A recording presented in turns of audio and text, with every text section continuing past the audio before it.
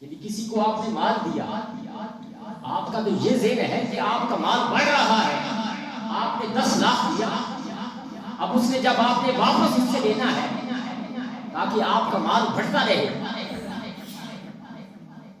اللہ پاک کی ذات فرمائے کہ فلا یرحم عند اللہ، آپ کا وہ مال اللہ کے ہاں نہیں بڑھتا.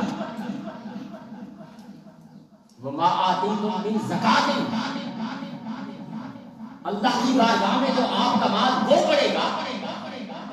وما آتیتم من زکات، جو آپ نے اللہ کی بارگاہ میں صدقہ کر دیا، زکات دے دی، خیرات کر دیا،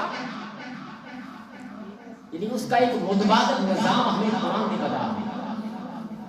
اپنے مال کو بڑھانے کے لیے آپ کیا کرتے ہیں؟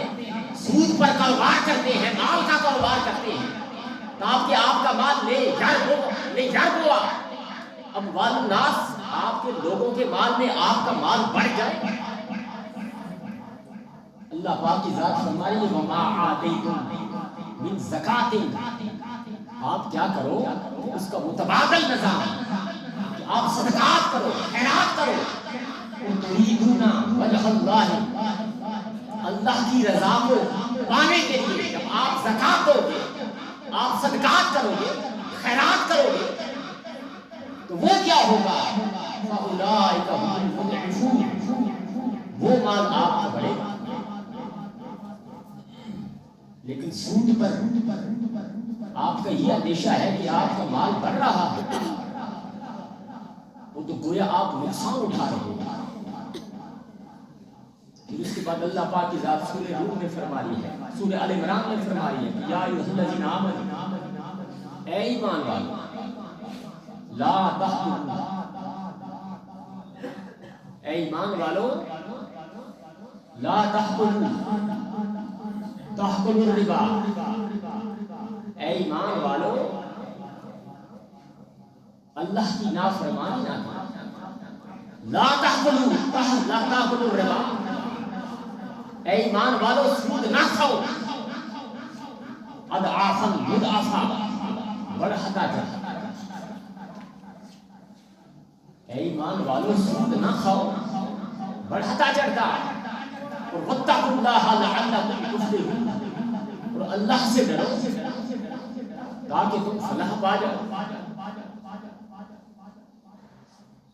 اور واتقوا النار التي اعدت للکافرین، اس آگ سے ڈرو جو کہ کافروں کے لیے تیار کی گئی ہے. اس کے بعد اللہ پاک کی ذات پھر سورہ نساء میں فرمائی ہے کہ فَبِظُلْمٍ مِّنَ الَّذِينَ هَادُوا حَرَّمْنَا عَلَيْهِمْ طَيِّبَاتٍ أُحِلَّتْ لَهُمْ،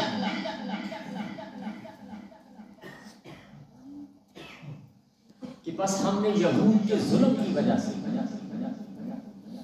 ہم نے کیا کیا؟ یہود کے ظلم کی وجہ سے ان کے اوپر جو پاکیزہ چیزیں تھیں ان کو حرام کرا دیا. اب یہود و نصارہ کیا کرتے تھے؟ ظلم کرتے تھے.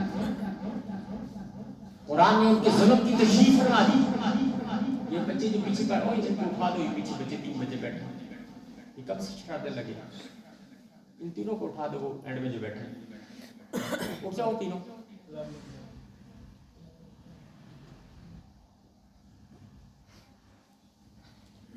تو یہود کیا کرتے تھے؟ یہود کے ظلم کی وجہ سے اللہ پاک نے ان کے اوپر جو حلال چیزیں تھیں جن کو حرام کرا دیا.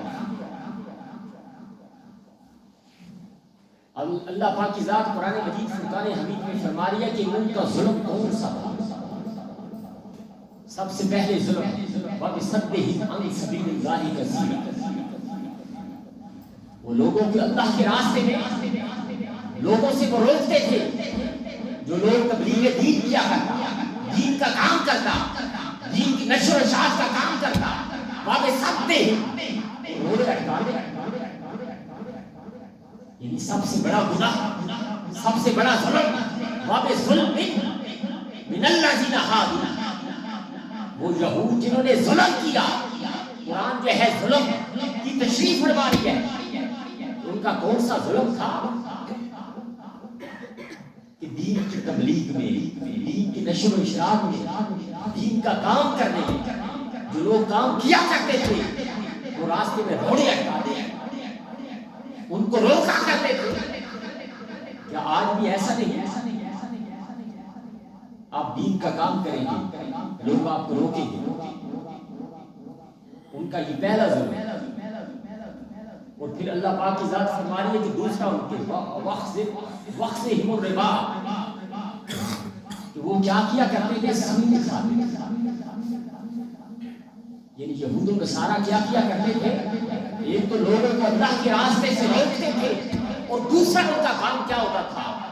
وہ سود کھایا کرتے تھے. وقد نہ ہو ان ہو، اور ہم نے ان کو کئی بار منع بھی کیا، لیکن اس کے باوجود یہود و نصارہ وہ کیا کرتے تھے؟ سود کھاتے تھے. وَأَكْلِهِمْ أَمْوَالَ النَّاسِ، پھر لوگوں کا مال باطل طریقے سے کھاتے تھے، ناحق لوگوں کا مال فراڈ کے ساتھ، چوری کے ساتھ، دھوکہ کے ساتھ لوگوں کا مال کھاتے. کیا آج یہ خواستیں ہمارے اندر نہیں؟ آج ہم بھی یہی کام کر رہے ہیں، سود کھا رہے ہیں، لوگوں کا مال فراڈ کے ساتھ ہم کھا رہے ہیں، چوری ڈکیتی یہ عام چیزیں ہو چکی ہیں. دوستان محترم، اس کے بعد اللہ پاک کی ذات قرآن مجید فرقان حمید میں سورہ بقرہ میں فرما رہی ہے کہ الذین ينفقون اموالهم، پہلے ان لوگوں کی خاصیت بیان کی، ان کا مقام بیان کیا جو اللہ کی راہ میں خرچ کرتے ہیں. فرمایا کہ الذین ينفقون، جو اپنے مال کو خرچ کرتے ہیں، باللیل والنہار، خواہ دن ہو یا رات ہو. انہوں نے دنوں اور راتوں کی قید کو سامنے نہیں رکھا. جو اللہ کی راہ میں خرچ کرتے ہیں، نہ وہ دن دیکھتے ہیں نہ وہ رات دیکھتے ہیں. ان کے در پر رات کو آ جاتا ہے،